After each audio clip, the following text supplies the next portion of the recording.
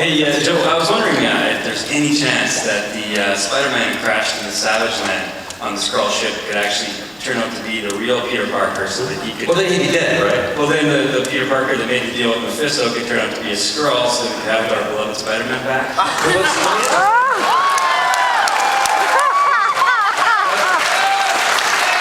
Outside of being married to Mary Jane, what's wrong with Peter Parker?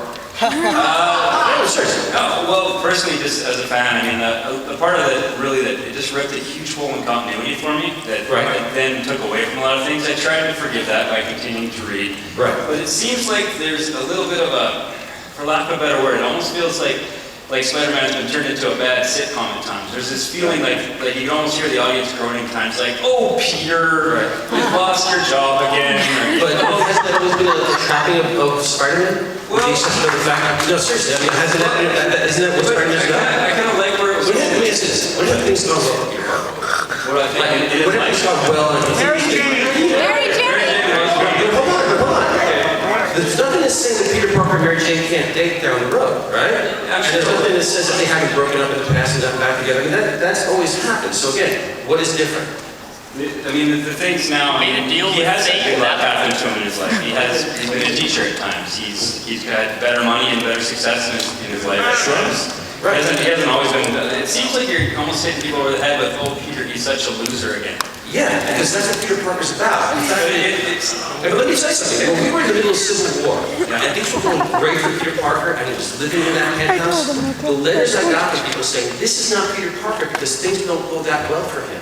You know? So at the end of the day, I don't know which master I should serve except the one that says to me, Peter Parker's always been that character, it's been the lovable loser. Look at any great incarnation of Peter Parker, in particular the 3 movies, okay?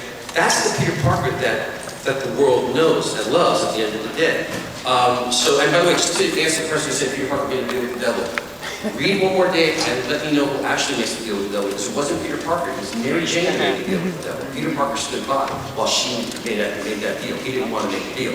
So these, again, are all misconceptions that you've got to read the book to see what happened. But I still don't understand what the difference is between Peter Parker now and Peter Parker before, except for the fact that he's not married. He's not as smart. But it was not as smart.